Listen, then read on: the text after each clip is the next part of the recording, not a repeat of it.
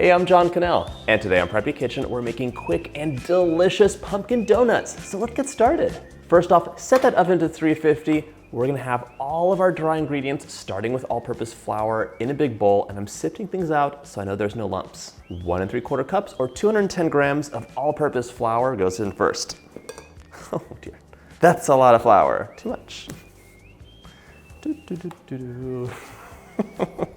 It's okay. Perfect. Okay. Now I want half a teaspoon of baking powder and a 1/4 teaspoon of baking soda.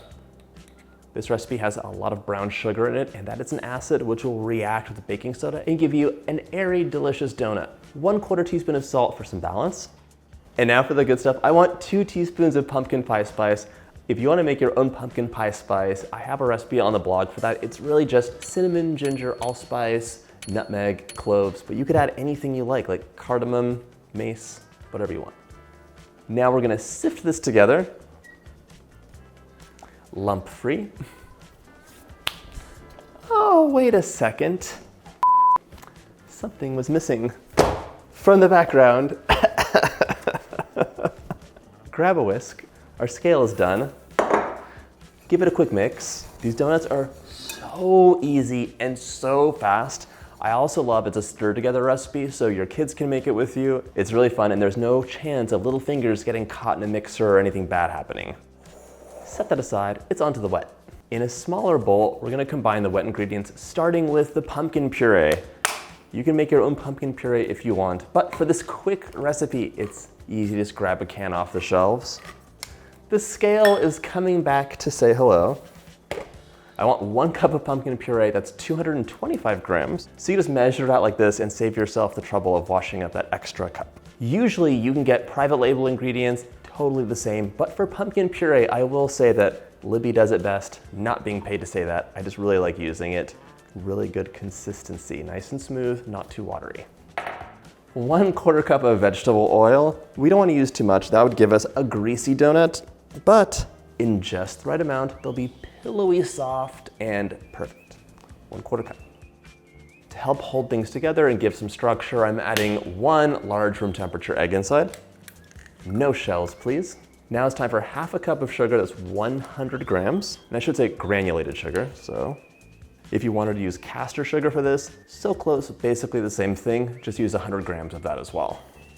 You also want half a cup of firmly packed light or dark brown sugar, doesn't matter which one you want to use. If you don't want to pack it into a container, just use a scale. That way you don't have any lumps to worry about. Brown sugar has some molasses in it, that's an acid, but it is so delicious and really gives you extra moisture as well. I'm also gonna want 2 teaspoons of vanilla extract. This is a homemade one and it's so good. That's on the channel. Now our scale is done for a minute. We're gonna whisk this together. Just break up any lumps that are in the sugar. Give it a nice whisk. Oh my gosh, look at this color. It's so pretty. Before I go on to the next step, I need to grease the wells of my donut pans.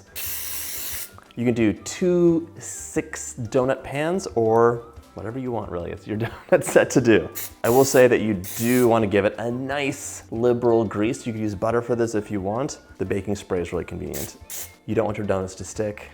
That would be sad. So just be nice, and they'll be good to go.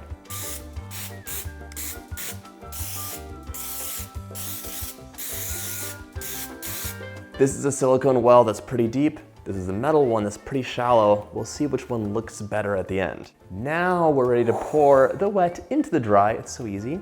Get all that deliciousness out. And as you can see, there's no lumps in here. I didn't pack the brown sugar in, and because of that, it was able to mix up nicely. We're gonna mix this together until it is just combined. These donuts are melt in your mouth, soft and amazing, and you just don't want to have a chewier, denser texture because you overmixed the batter and activated the gluten in the flour. I'm hungry for donuts. Just want to get those last streaks of flour out, and as soon as that happens, stop.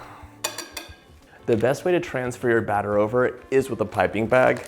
You could spoon it out if you really want to, but it's gonna be messy and not that fun.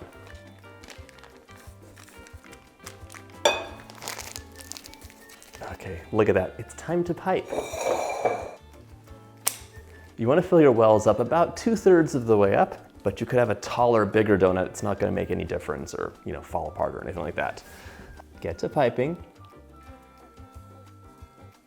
Look how gorgeous that is already. Oh my gosh. I am a sucker for pumpkin everything. So towards the end of summer, I start hearing the siren call of pumpkins. But not in a basic way because I make my own. It's totally different, right?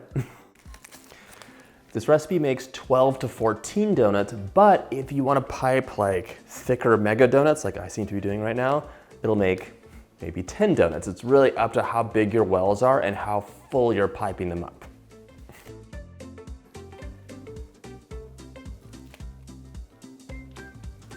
I want to save some batter for my other pan so we can do like a fair comparison.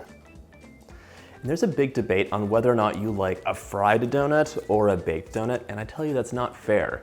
Yes, there are like amazing fried donuts that are so perfect and a baked donut couldn't come close to it. But there are some recipes like this one where I'd argue a baked donut's better because this is like a delicious, melt in your mouth, super moist cake, and you're gonna love it. In a fried donut, they can tend to be kind of dense just because of the pumpkin. In order to get that pumpkin flavor, you have to add more of it. That's a lot of water in your batter, and at that point, is it just like a regular donut you're calling pumpkin? Anyways, you should give this recipe a chance.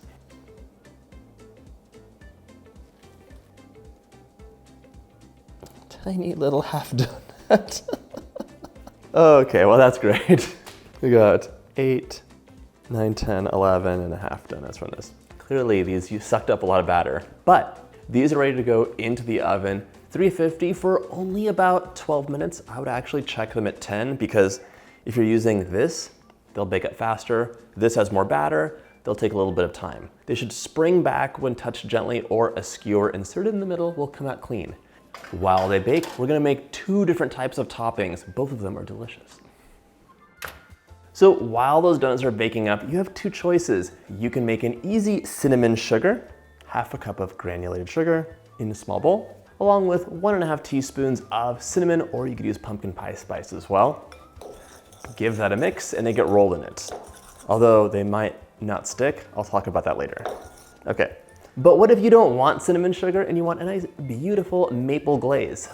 We can make that too. That just needs 1 cup of powdered sugar, it's 120 grams, 2 tablespoons of maple syrup, and about 2 teaspoons of milk or water. I'm gonna add in a little bit and then see how the consistency is. Just whisk it together. I don't know if you've ever done this, but you could also use melted butter in an icing like this. Just add a teaspoon or 2 at a time, and it gives it a wonderful richness. Today I'm keeping it simple with just milk and maple syrup, powdered sugar combined. I actually like a little pinch of salt in mine too. At first, it's gonna look kind of chunky and funky, like, oh, what is this? But it'll come together really easily. The sugar just needs a little bit of time to fully absorb the liquids you added. So don't add too much to begin with, or you'll have a really runny icing that you can use like for a thin glaze. They're both delicious.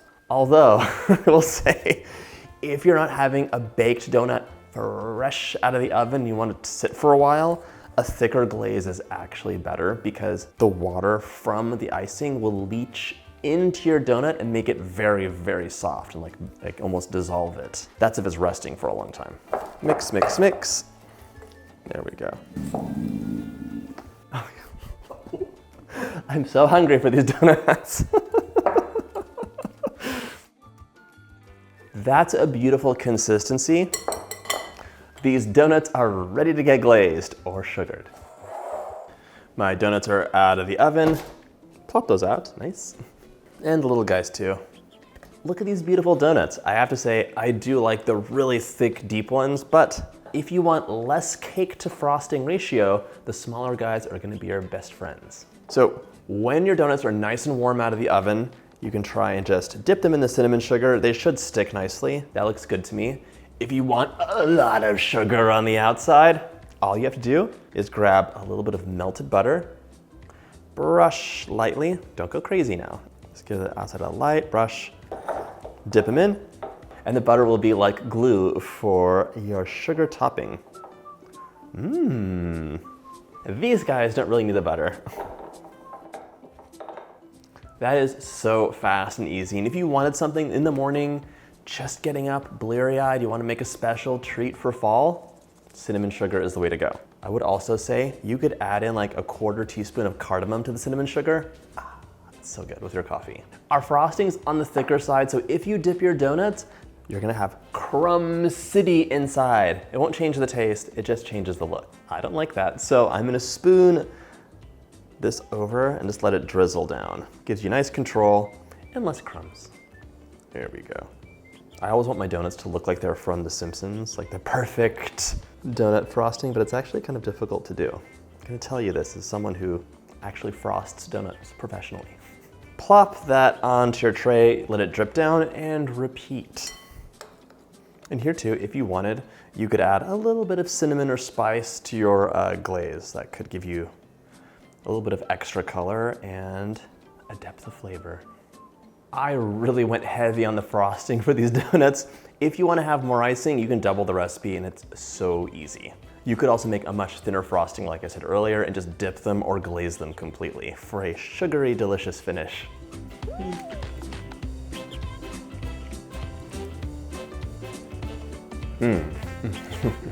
Those are both delicious. If I was just gonna grab this and go with my cup of coffee in the morning, I might like the cinnamon sugar a little bit better. But if I'm gonna sit down and enjoy an amazing treat, this maple icing cannot be beat. I hope you get a chance to make this recipe, and if you like this video, check out my pumpkin playlist.